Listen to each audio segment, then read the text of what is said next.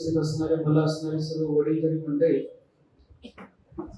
जिल्हा परिषद आणि पंचायत समितीच्या निवडणुकीमध्ये निवडून आलेल्या सर्व नवनिर्वाचित सदस्य, माता भगिनी, पत्रकार बंधू आणि भगिनी, मी आज सर्वप्रथम सांगली जिल्हा परिषदेच्या निवडणुकीमध्ये राष्ट्रवादी काँग्रेस पक्ष, शरदचंद्र पवार पक्षाच्या वतीने नवनिर्वाचित असलेल्या सर्व जिल्हा परिषद सदस्यांचं मनापासून अभिनंदन करतो आणि त्याचबरोबर प्रत्येक तालुक्यामध्ये झालेल्या पंचायत समिती निवडणुकीमध्ये देखील भरघोस यश आपल्या पक्षानं आदरणीय जयंत पाटील साहेबांच्या नेतृत्वामध्ये मिळवलं. पंचायत समितीच्या सदस्यांचं सुद्धा मनापासून अभिनंदन करतो. साहेब, मानसिंग भाऊंच्या आधी जे वक्ते बोलले त्यांचं प्रत्येकाचं व्यक्तिगत मत होतं. मी मात्र आता पक्षाचा विधानसभेचा सदस्य आहे, त्यामुळे मी माझ्या मतदारसंघाच्या वतीनेच आपल्याला विनंती करेन आणि माझ्या मतदारसंघाच्या वतीनेच बोलेन. गेली 10 वर्ष आपल्या नेतृत्वामध्ये मतदारसंघामध्ये लढा देत असताना प्रत्येक संघर्षाला सामोरं जाण्याची तयारी आमच्या सर्वांची होती. किंबहुना अनेक वेळेला त्रास झाला, पण तुमच्यासारख्या खंड्या आणि खंबीर नेतृत्वाची साथ आम्हाला सर्वांना होते.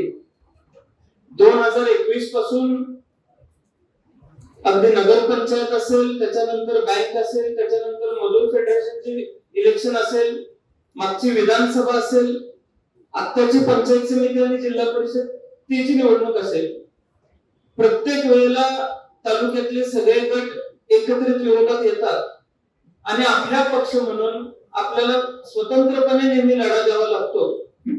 आपल्या सल्ल्यानुसार नेहमी ज्यावेळेस प्रत्येक वेळेला आपण काही सल्ला मसलत करण्याच्या दृष्टिकोनातून चर्चा करतो, आपल्याशी चर्चा करत असताना नकारात्मक भूमिका, पण आपल्यापेक्षा कमी जागा देऊन समोरून सकारात्मक भूमिका देऊन नेहमी आपल्याला पक्ष म्हणून ताकदीनं लढावं लागतं, सगळ्यांच्या विरोधात एकत्र लढावं लागतं. अगदी तासगावची एक पंचायत समिती साहेब सोडली तर 2021 पासून कालच्या झालेल्या जिल्हा परिषदेमध्ये देखील सगळे एकत्र येऊन सुद्धा आपण साहेब कुठेही कमी पडलेला नाही हा शब्द मला आपल्याला सर्वांना द्यायचा आहे आणि या पुढच्या काळात देखील कुठं कमी पडणार नाही. साहेब, लोकाभिमुख काम करण्याची भूमिका आतापर्यंत आमच्या सर्वांची होती, या पुढच्या काळात ते अधिकची राहील.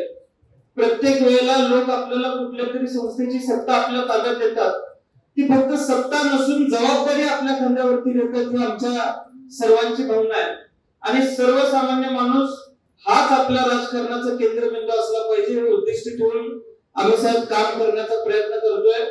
या जिल्हा परिषदेच्या आणि पंचायत समितीच्या निवडणुकीमध्ये तुम्ही अपेक्षा व्यक्त केली होती की जास्तीत जास्त जागा आपल्यावर रोज निवडून आल्या पाहिजेत.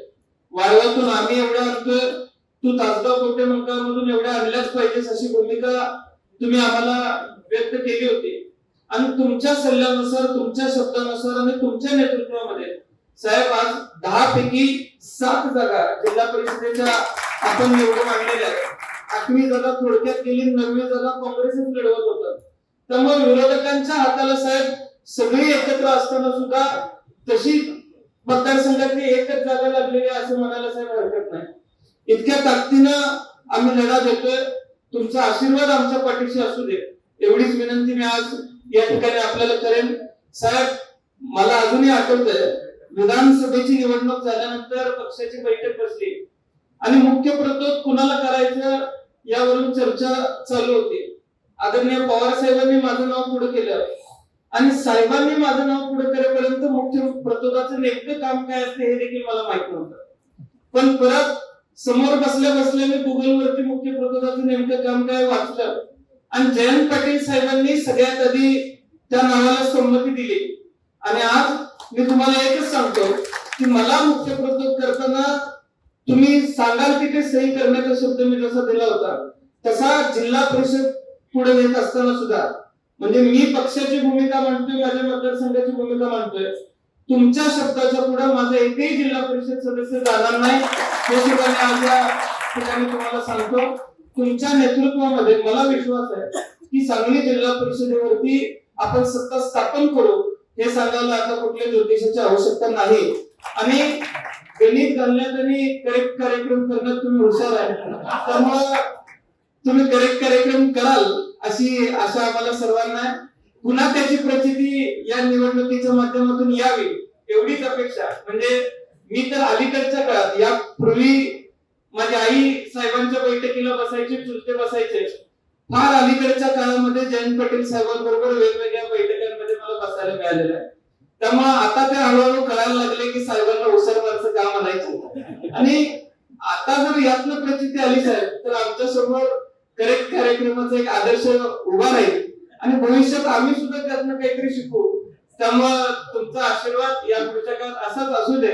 आणि तुमच्या नेतृत्वामध्ये या पुढच्या काळात जिल्हा पातळीवरची कुठलीही निवडणूक असो, जशी आता ताकद आम्ही उभी केलेली आहे, तशीच या पुढच्या काळात देखील तुमच्या पाठीमागे ताकद उभी करू हा शब्द तुम्हाला देतो आणि माझे दोन शब्द मी संपवतो. जय हिंद, जय महाराष्ट्र, जय राष्ट्र.